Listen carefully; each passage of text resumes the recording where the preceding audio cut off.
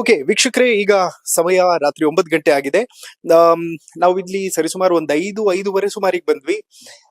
ರಾತ್ರಿ 9 ಗಂಟೆ ಆದ್ರೂ ಹಳ್ಳಿಯಲ್ಲಿ ಜನ ನಿದ್ದೆ ಮಾಡ್ಬಿಡ್ತಾರೆ ಅಂತಾರೆ. ಬಟ್ ಇಲ್ಲಿ ಹುಲ್ಲಳ್ಳಿ ಸುರೇಶ್ ಅವರ ಮನೆಯಲ್ಲಿ ಸಿಕ್ಕಾಪಟ್ಟೆ ಜನ ಸೇರಿದ್ದಾರೆ. ಏನ್ ಸರ್, ಏನಾದ್ರೂ ವಿಶೇಷ ಪ್ರೋಗ್ರಾಮ್ ಏನಾದ್ರೂ ನಡೀತಿದ್ಯಾ ಹೇಗೆ, ಅಥವಾ ನಿತ್ಯ ಹೀಗೆ ಇರ್ತಾರ ಜನ ಅಂತ? ಇವತ್ತು ಸಂವಿಧಾನ ಶಿಲ್ಪಿ ಡಾಕ್ಟರ್ ಬಾಬಾ ಸಾಹೇಬ್ ಅಂಬೇಡ್ಕರ್ ಅವರ 134ನೇ ವರ್ಷದ ಜಯಂತಿ ಕಾರ್ಯಕ್ರಮ ಇವತ್ತು. ಅದರಲ್ಲೂ ಸಹ ಛಲವಾದಿ ಸಮುದಾಯದ ಎಲ್ಲ ಮುಖಂಡರುಗಳು ಪಕ್ಷಾತೀತವಾಗಿ ಎಲ್ಲ ಮುಖಂಡರುಗಳು ಸೇರಿ ಒಂದು ಕಾರ್ಯಕ್ರಮವನ್ನ ಮಾಡಿದ್ರು. ಅದರ ಪರಿಣಾಮವಾಗಿ ಇವತ್ತು ಇಡೀ ಬೇಲೂರಲ್ಲಿ ಒಂದು ಉತ್ತಮವಾದಂತ ಕಾರ್ಯಕ್ರಮ ಆಗಿದೆ. ಕಾರ್ಯಕ್ರಮ ಮುಗಿದು ಇನ್ನೇನ್ ಮನೆಗೆ ಹೋಗೋ ಟೈಮಲ್ಲಿ ಎಲ್ಲ ನನ್ನ ಸಹೋದರರು ಒಂದ್ಸಲ ಮಾತಾಡಿಸ್ಕೊಂಡ ಕಾರ್ಯಕ್ರಮ ಚೆನ್ನಾಗಿದೆ ಅಂತಕ್ಕಂತ ಬಂದಿದ್ದಾರೆ. ಡನ್. ಸಾಧ್ಯ ಆದ್ರೆ ಇಲ್ಲಿರುವಂತವ್ರನ್ನ ಮಾತಾಡಿಸ್ತೀನಿ. ಓಕೆ, ಯಾರು ಮಾತಾಡ್ತೀರಿ? ಬನ್ನಿ ಸರ್, ಈ ಕಡೆ ಬಂದ್ಬಿಡಿ. ಅಲ್ಲ, ನೀವ್ ಇಲ್ಲಿ ಮಿಡ್ಲಲ್ಲಿ ಬಂದ್ಬಿಡಿ ಸರ್. ಅಲ್ಲ, ನೀವು ಮಿಡ್ಲಲ್ಲಿ ಬನ್ನಿ ಒಂದು ನಿಮಿಷ.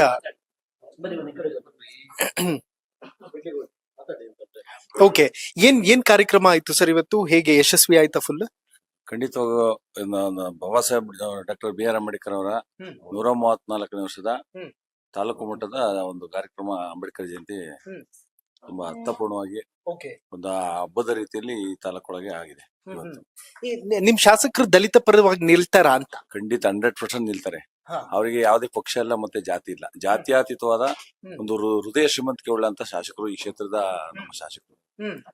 ಓಕೆ, ಬಿಜೆಪಿ ಅವ್ರೇನೋ ದಲಿತರ ಹತ್ರ ಸೇರಿಸ್ಕೊಳ್ಳಲ್ಲ ಹಂಗೆ ಹಿಂಗೆ ಅಂತಾರತ್ತ. ಅದೇ ಮೊಸರಲ್ಲಿ ಕಲ್ಲು ಹುಡ್ಕೋದು ಅಂತಾರಲ್ಲ, ಹಂಗೆ ಆಗ್ದಿಲ್ದಾರ ಹೇಳ್ಬೋದು. ಅಷ್ಟು ಬಿಟ್ರೆ ನಮ್ಮ ಶಾಸಕರು ನಮ್ಮ ಅಫಿಡೇವಿಟ್ ಪ್ರಕಾರ ನಾವು ನೋಡಿಲ್ಲ ಎಲ್ಲೂ. ಹಿರಿಯ ಕೆಲವು ಜನ ತಿಳಿದಾರೆ ಹೇಳೋದು, ಒಂದ್ ದೊಡ್ಡ ಮಟ್ಟದ ಶ್ರೀಮಂತರು ಇದಾರೆ ಅಂತ ನಾವು ಕೇಳಿದ್ವಿ. ಅದ್ ನಮಗೆ ಇದಾರೋ ಇಲ್ಲೋ ನಮ್ಗೆ ಗೊತ್ತಿಲ್ಲ. ಆದ್ರೆ ಅವ್ರ ಹೃದಯ ಶ್ರೀಮಂತಿಕೆ ದೊಡ್ಡದಿದೆ ಅಂತ ಮಾತ್ರ ನಮ್ಗೆ ಗೊತ್ತು. ಬೆಳಗಿನ ಜಾವ ಯಾರೇ ಒಬ್ರು ಕಾರ್ಯಕರ್ತರಾಗ್ಬೋದು, ಅಪರಿಚಿತರಾಗ್ಬೋದು, ಅವ್ರ ಮನೆ ಗೇಟ್ ಒಳಗ್ ಬಂದ್ರೆ ಮದ್ದು ವೆಲ್ಕಮ್ ಇರುತ್ತೆ. ಒಂದ್ ಕಾಫಿ ಅಥವಾ ಒಂದ್ ಟೀ ಅಥವಾ ಒಂದ್ ತಿಂಡಿ, ನಿಮ್ಗೆ ಲೆಟರ್ ಬೇಕಾ, ಸೈನ್ ಬೇಕಾ, ಫೋನ್ ಬೇಕಾ, ಏನ್ ಬೇಕೋ ಅಟ್ ಎ ಟೈಮ್ ಮಾಡ್ತಾರೆ. ಅದು ಪಕ್ಷಾತೀತವಾಗಿ ಜಾತ್ಯತೀತವಾಗಿ. ನನ್ನ ಪ್ರಕಾರ ಈ ಮನೆ ಒಳಗೆ ಆ ಪಕ್ಷದವ್ರಿಗಿಂತ ಇತರೆ ಪಕ್ಷದವ್ರು ಹೆಚ್ಚು ಬರ್ತಾರೆ ಕೆಲಸ ಮಾಡ್ಸ್ಕೊಂಡು ಹೋಗ್ತಾರೆ. ಇದು ಅಕ್ಷರದ ಸತ್ಯ. ಇದು ನಮ್ಮ ಶಾಸಕರ ದೊಡ್ಡ ಗುಣ. ಕಮಲ ಅಂದ್ರೆ ಅಂಬೇಡ್ಕರ್ನ ಸಪೋರ್ಟ್ ಮಾಡೋರ್ಗ ಆಗಲ್ವಾ ಅಂತ? ಕಮಲ ಅಂತಂದ್ರೆ ಹಿಂದಿ ಇತಿಹಾಸವನ್ನು ಮರೆತವನು ಇತಿಹಾಸವನ್ನು ಸೃಷ್ಟಿಸಿದಂತ ಬಾಬಾ ಸಾಹೇಬ್ ಹೇಳಿದ್ದಾರೆ. ಮಾಯಾವತಿ ಮೇಡಮ್ ಈ ದೇಶದಲ್ಲಿ ಅತ್ಯಂತ ದೊಡ್ಡ ರಾಜಕಾರಣಿ. ಉತ್ತರ ಪ್ರದೇಶದಲ್ಲಿ ಬಿಜೆಪಿ ಜೊತೆ ಒಡನಾಡಿ ಇಟ್ಕೊಂಡು 2ರಿಂದ 3 ಬಾರಿ ಮುಖ್ಯಮಂತ್ರಿ ಆದದ್ದು ಒಂದು ನಿದರ್ಶನ ಇರೋಂಥದ್ದು. ಇವತ್ತು ರಾಷ್ಟ್ರಪತಿನ ಯಾರು ಮಾಡಿದಾರೆ ಅನ್ನೋದು ನಿದರ್ಶನ ಇರೋಂಥದ್ದು. ಇಲ್ಲಿ ಇತಿಹಾಸ ತೆಗಿತಾ ಹೋದ್ರೆ ಕಾಂಗ್ರೆಸ್ಗಿಂತ ಹೆಚ್ಚಾಗಿ ಬಿಜೆಪಿನೇ ಈ ಸಮುದಾಯಕ್ಕೆ ದೊಡ್ಡ ಕೊಡುಗೆ ಕೊಟ್ಟಿದೆ. ಅದಕ್ಕೆ ಸಾಕಷ್ಟು ನಿದರ್ಶನಗಳಿದೆ. ಹೌದು, ನೀವೆಲ್ಲರೂ ಕೂಡ ಪಕ್ಷಾತೀತವಾಗಿ ಬಿಜೆಪಿ ಪರ ನಿಲ್ತೀರಾ ಅಂತ? ಬಿಜೆಪಿ ಅಂತ ವಿಚಾರದ ಬಗ್ಗೆ ನಾನು ವೈಯಕ್ತಿಕವಾಗಿ ನಿಲ್ತೀನಿ. ಆದ್ರೆ ವ್ಯಕ್ತಿತ್ವದ ಪರವಾಗಿ ಸುರೇಶ್ ಅಣ್ಣನ ವ್ಯಕ್ತಿತ್ವ ನೋಡ್ಕೊಂಡು ನಿಲ್ಲರಿದ್ದಾರೆ. ನಮ್ಮ ಸಮುದಾಯ ಹೆಚ್ಚಿದ್ದಾರೆ.